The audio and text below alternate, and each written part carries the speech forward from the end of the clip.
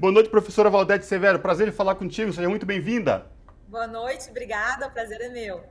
Prazer é todo nosso. Professora, lá atrás, na então proposta de reforma trabalhista do governo Temer, a alegação era: vamos gerar milhões de empregos e a gente precisa dessa reforma porque o Brasil, da forma que está, não se sustenta mais. Então a gente vai gerar empregos. Isso dito lá atrás.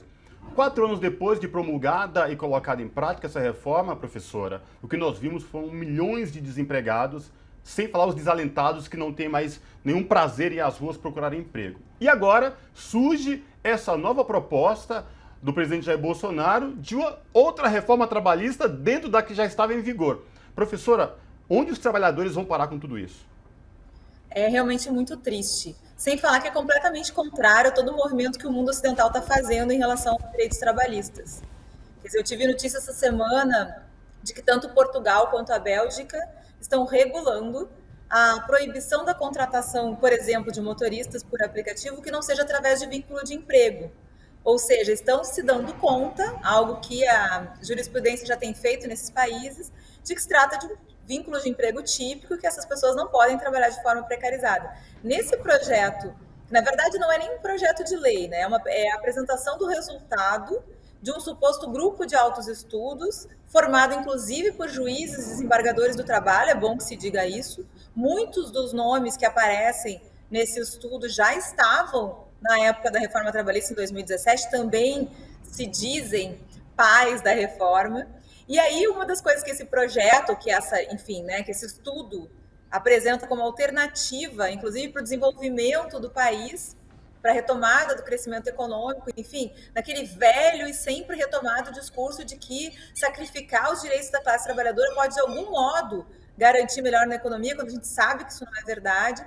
Um dos artigos propostos para a CLT é proibir o reconhecimento de vínculo de emprego para motoristas por aplicativos. Ou seja, nós estamos na contramão, em todos os sentidos, inclusive da perspectiva liberal. Professora, o que a gente vê sendo discutido nesse estudo é muita proteção para o patrão, né? E pouca proteção para o trabalhador. Tem essa questão do trabalho aos domingos, tem essa relação de não vincular, né, trabalhadores de aplicativo aos próprios aplicativos.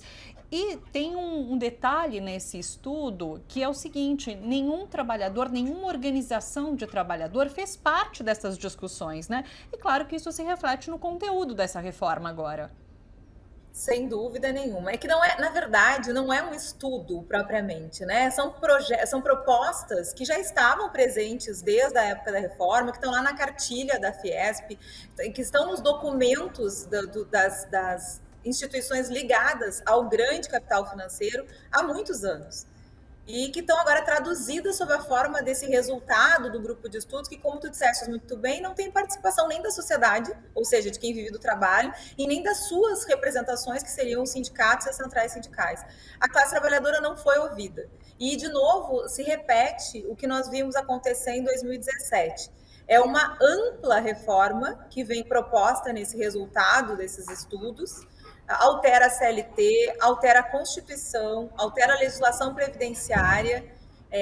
Nem tudo ali está já sob a forma de proposta de artigo para se inserir nessas legislações, mas como propostas gerais, e todas elas no sentido de precarizar as condições de vida da classe trabalhadora. E tu chamaste a atenção para algo que eu acho que é emblemático, que é a questão do trabalho aos domingos.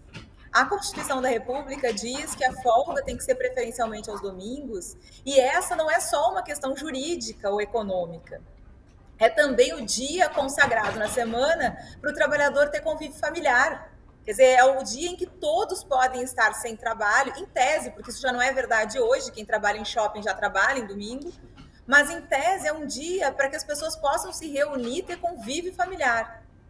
Isso me leva a crer, não só isso, mas acho que essa regra é emblemática para demonstrar, para revelar que se trata de um projeto político.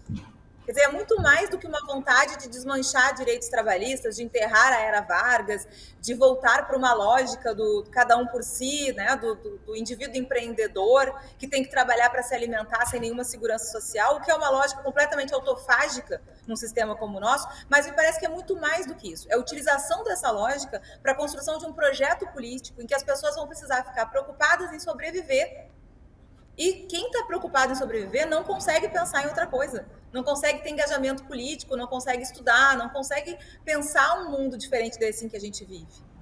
Professora, também percebe também nesse estudo aí, nessas propostas que tende ainda mais precarizar este exército que está nas ruas de desempregados e desalentados, essa precarização que já ficou embutida lá na reforma de 2017. E agora, esses novos estudos aí entra trabalhos aos domingos, folgas nem pensar, remetendo praticamente à época da escravidão. Professora, e que me chamou a atenção também nesses estudos elaborados por grandes, entre aspas, pensadores, é que, por exemplo, antes um empresário, enfim, porque N motivos a empresa quebrava, né, aí os bens desse empresário ele poderia ser negociado para pagar dívidas trabalhistas. Ao que tudo indica, nesse estudo parece que tira por completo os bens pessoais do empresário, ou seja, os bens não entram mais nessa conta para pagar possíveis dívidas trabalhistas. É isso mesmo, professor?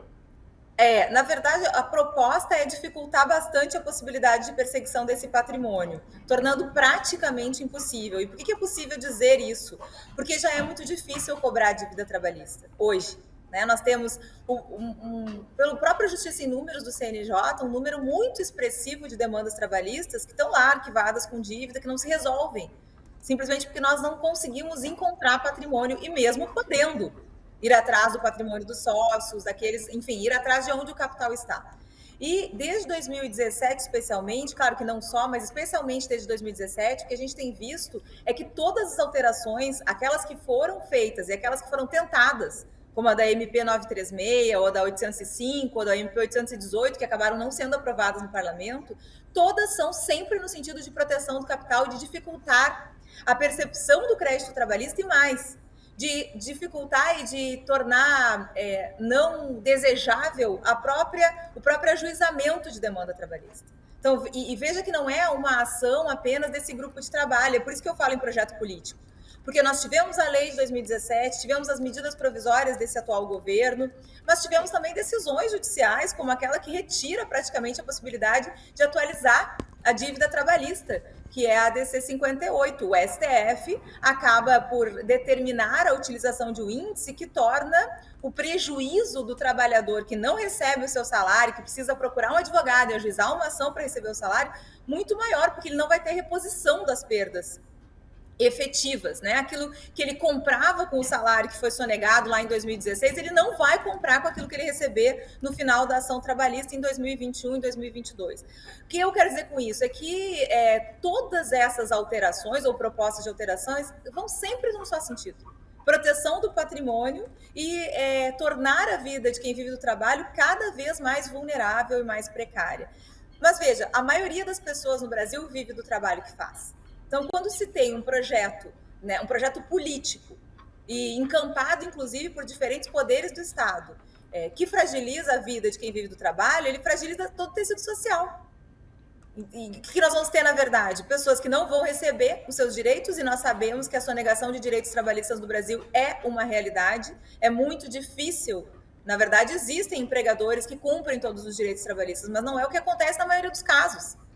E o que nós temos já hoje, com essas decisões judiciais e com as alterações que já foram feitas em 2017 na CLT. E o que nós vamos ter, caso esses autos estudos virem lei, é uma precarização ainda maior e uma dificuldade ainda maior de cobrar esses créditos, ou seja, um recado social de que é melhor não cumprir direitos trabalhistas. É só a gente pensar, a dívida que é mais fácil de descumprir hoje no Brasil é a dívida trabalhista, que é, ou deveria ser, a primeira, né, a ser cumprida, porque é que coloca o alimento na mesa do trabalhador e da trabalhadora.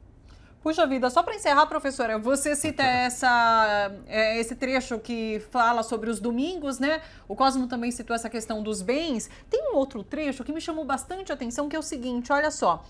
a responsabilização do empregado quando treinado e equipado pela falta do uso do equipamento de proteção individual em caso de acidente de trabalho. Parece que se encontra qualquer brechinha para trazer maior segurança jurídica de fato ao empregador. É isso?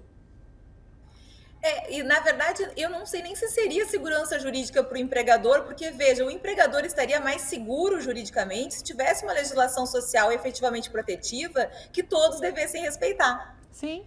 O que acontece hoje é que esse tipo de proposta legislativa beneficia o mal empregador. Sim. Então, no meu modo de ver, não se trata nem de dar segurança jurídica, trata-se realmente de autorizar uma exploração que, inclusive, coloca em risco a saúde do trabalhador, que já é uma realidade nas relações de trabalho protegidas.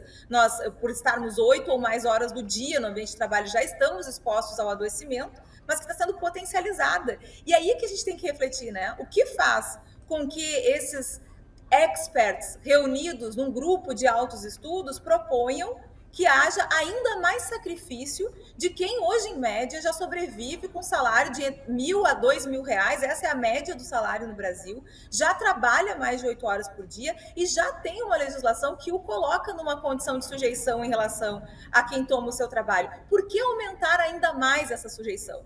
Inclusive na contramão do que estão fazendo outros países, como eu referi anteriormente. É por isso que eu digo, a gente não pode pensar esse tipo de estudo, especialmente quando divulgado da forma como foi, né? Especialistas se reúnem, estudam, mas não conversam com ninguém e vêm com uma proposta dessas, como uma simples vontade de alterar a legislação trabalhista. Trata-se de um projeto político. Trata-se de aumentar a precarização justamente para que a sociedade se torne ainda mais dócil para a exploração predatória que nós estamos tendo. E aí o que eu estou falando, né? O que eu quero dizer com isso? A exploração do ambiente, né? A forma como o Estado está sendo sucateado e vendido, a forma como nós estamos tratando dos nossos recursos naturais. É isso que passa ao lado, é isso que a gente não pode desconectar, né, de uma proposta como essa. Perfeito. Professora, juíza do trabalho, Valdete, agradeço demais a sua entrevista, a aula que você deu aqui para a gente, nos ajudando a compreender de fato do que se trata esse estudo que pode se transformar numa futura reforma trabalhista. Muito obrigada, até uma próxima. Eu que agradeço, eu sou fã de vocês, escuto sempre os programas de vocês, então estou muito feliz de poder estar aqui participando. Obrigada. Maravilha. Um beijo para você, até. Abraço. Até, um beijo.